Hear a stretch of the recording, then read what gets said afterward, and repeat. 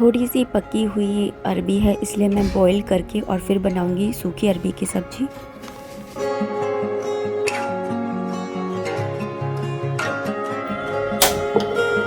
ये सुबह के लिए तैयारी कर रही हूँ। अभी मैंने दाल बनाई है तो दाल में तड़का लगा रही हूँ।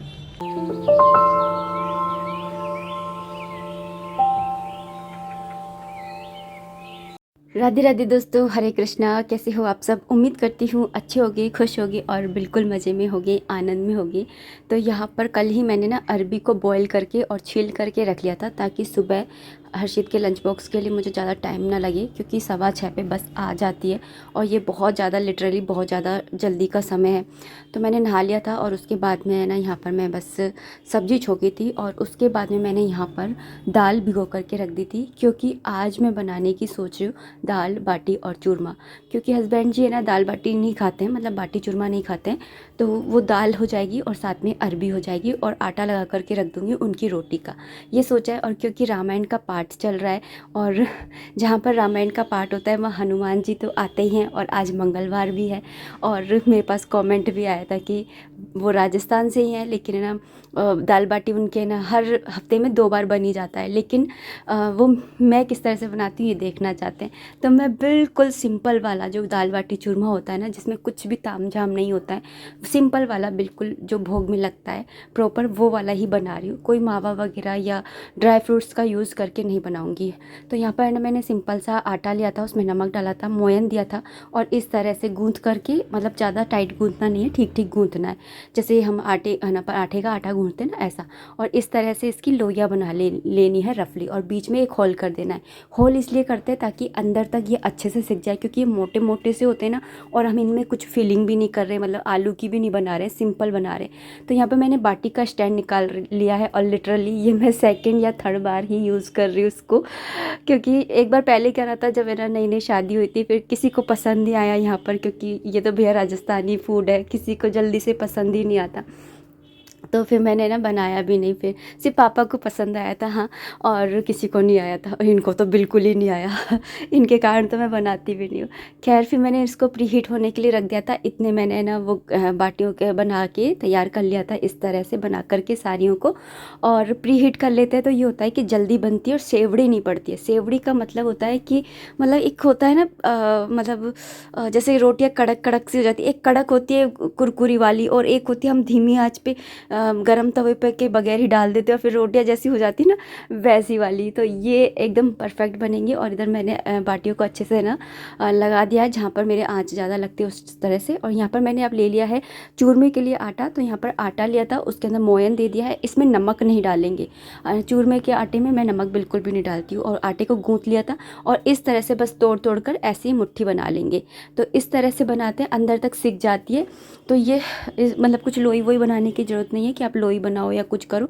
तो पहले हम लोग क्या करते थे, बाटी बना करके और फिर चूरमा बनाते थे, लेकिन इस तरह से अब है ना फिर और इस तरह से भी बना लेते थे, मतलब दोनों तरह से आप जैसे आप चाहे बना लो। यहाँ पर मैंने तेल गरम करने के लिए रख दिया और वहाँ पे बाटियाँ हो रही हैं। एक बार चेक कर लेती हूँ कि बाटियाँ ठीक हो रही है ना, मतलब देखिए थोड़ी थोड़ी सी सिक गई है ना, तो इनको अलट पलट करके ही सेकेंगे। और जब ये थोड़ी सी है ना दोनों तरफ से थोड़ी थोड़ी सिक जाएंगी ना, तब इन्हें थोड़ा सा प्रेस करके और फिर दोबारा से सेकेंगे। इससे अंदर तक है ना सिक जाती है और बहुत ही करारी बनती है, मतलब कुरकुरी बनती है। और यहाँ पर ना बाटियों को जो ये चूरमे के लिए जो मैंने मुट्ठियाँ बनाई थी, इनको मैं यहाँ पर ना फ्राई कर ले रही हूँ। और धीमी और तेज़ आंच पे करेंगे, मीडियम और हाई फ्लेम पर, मतलब कि स्लो गैस पर नहीं करेंगे। तो यहाँ पर ना इनको सबको है ना मैंने कर लिया था। और ये देखिए दोनों तरफ से सिक गई थी, तो इस तरह से यूँ प्रेस करके और इनको मतलब इस तरह से करके और फिर वापस से इसके अंदर रख देंगे एक बार। तो इससे है ना बाटियाँ अंदर तक सिक जाती हैं और साथ ही ना बहुत ही ज़्यादा कुरकुरी बनती हैं और खाने में भी बड़ी मस्त लगती है। मुझे तो बहुत मुझे तो ना पर्सनली बहुत ज़्यादा पसंद है। मुझे चूरमे से ज़्यादा बाटियाँ ही पसंद आती हैं, ऐसी वाली, और वो भी। तो यहाँ पर ना वो बन गई थी मुठियाँ। तो यहाँ पे मैंने दाल का पानी चढ़ा दिया था, वो झाग वाग निकालूंगी, इसलिए अभी कुकर बंद नहीं करा है। और यहाँ पर ये थोड़ी गर्म है, तो इनको यूँ इस तरह से तोड़ ले रही हूँ। फिर उसके बाद में है ना मिक्सी के जार में ही अब है ना वो कर लूँगी इसे ग्राइंड। वैसे तो हमाम दस्ता होता है ना, उसके अंदर कूट करके बनाओ, उसका एक अलग ही स्वाद होता है। जैसे चटनी को मिक्सी पे बनाओ या सिलबट्टे पे बनाओ, दोनों में टेस्ट अलग आता है ना, वैसे ही अगर मिक्सी में पीसो और उस पर पीसो हमाम दस्ते में तो दोनों में है ना अंतर आता है, लेकिन मेरे पास हमाम दस्ता तो खैर है नहीं है, तो मैं मिक्सी में ही पीसूँगी। और लेकिन इसको बिल्कुल है ना महीन नहीं पीसना है, थोड़े से इसके अंदर है ना मोटे मोटे से दाने छोड़ देने, मतलब कि थोड़ा मतलब कम ही पीसना है, जिससे कि इसके अंदर ना थोड़े थोड़े से कुरकुरे कुरकुरे से वो दाने आते हैं ना, वो खाने में बहुत ज़्यादा यम्मी लगते हैं।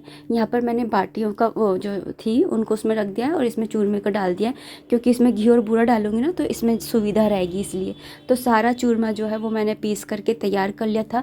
और क्योंकि मेरे पास बूरा है ना इतना नहीं था, मतलब थोड़ा सा ही था, तो मैंने क्या करा है कि चीनी को पीस करके ही डाल दिया है इंस्टेंटली। तो मैं क्या ही करती, क्योंकि मेरा कोई है ना वो नहीं था प्लान कि मैं ये बनाऊंगी। मन में था कि हाँ जिस दिन हनुमान जी की एंट्री होगी ना उस दिन बनाऊंगी, लेकिन आज है ना कमेंट भी आया और फिर साथ में है ना मंगलवार भी था, रामायण भी का पाठ भी चल रहा है, तो सोचा चलो बनाते हैं। और यहाँ पर ना सारी बाटियाँ सिक करके तैयार हो गई हैं, देखिए।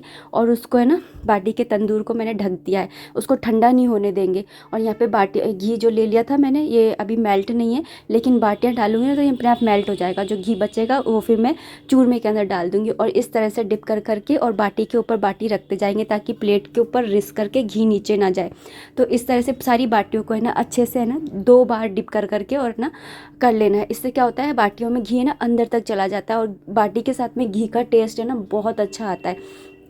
तो इस तरह से बाट हो गई हैं तैयार घी लग करके। तो इसे मैं वापस से तंदूर के अंदर ही डाल दूँगी, इससे गर्म बनी रहेंगी काफ़ी टाइम तक। तो ऐसे ही करती हूँ मैं हमेशा और गर्म रहती हैं। तो यहाँ पर इसको ढक कर के रख दिया है। और जो घी बचा था, मैं चूरमे के अंदर ज़्यादा घी नहीं डालूँगी, तो इसलिए मैंने क्या करा है, जो ये घी बचा था इसी को ही मैं इसके अंदर डाल लूँगी। और भगोनी के अंदर भी कुछ बचा नहीं रह जाए, इसलिए चूरमे को ले करके और भगोनी को भी है ना मतलब थोड़ा सा पोंछ लूँगी। घी लगा रह जाता है ना, तो वो उसको मैंने इससे है ना पोंछ लिया है। और फिर अच्छे से चूरमे के अंदर घी को मिक्स कर लेंगे, दाने दाने के अंदर मिक्स हो जाए। और जब मोयन डालते हैं ना तब भी अच्छे से ना गेहूँ वो आटे के अंदर मोयन जो है वो अच्छे से मिक्स होना चाहिए। और इस तरह से लड्डू बना करके और रख लेंगे। तो आज है ना लड्डू गोपाल जी के, हमारे कृषु के साथ साथ आज मैं बजरंगबली को भी याद करते हुए खाना बना रही हूँ। देखते हैं कैसा बनता है। वैसे तो दाल बाटी चूरमा हमेशा ही मेरा तो फेवरेट है, लेकिन भैया कि मैं बनाती नहीं हूँ, क्योंकि एक औरत होती है ना वो अपनी पसंद को छोड़ करके अपने पति और बच्चे की पसंद को ज़्यादा ये बनाना पसंद करती है। यहाँ पर ना दाल को ठंडा होने के लिए कर रहा है मैंने यहाँ पर, क्योंकि दाल थोड़ी गर्म सी है। बाकी प्लेट मैंने लगा ली थी। तो यहाँ पर ये बन करके तैयार हो गए हैं लड्डू। और इनमें ना जो चूरमा बनाया ना इसके अंदर आप एक तड़का लगा सकते हो घी का, जिसके अंदर आप है ना इलायची है और सारे सूखे मेवे होते हैं वो, और थोड़ा सा मावा डाल करके भून करके और फिर चूरमे के अंदर मिक्स कर दीजिए। इतना अच्छा लगता है ना, बहुत अच्छा। वैसे तो इतने ऐसे सिंपल भी अच्छा ही लगता है, हमें तो ऐसे भी अच्छा लग जाता है। और क्योंकि राजस्थानियों के तो भैया जान होते हैं दाल बाटी चूरमा। यहाँ पर अभी शाम हो गई थी, तो शाम को बस मैं भिंडी की ना सब्ज़ी बना ले रही हूँ, दही वाली भिंडी बना रही हूँ।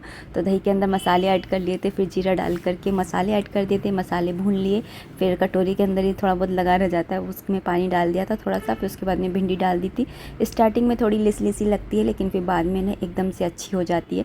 और यहाँ पर नमक भी ऐड कर दिया था।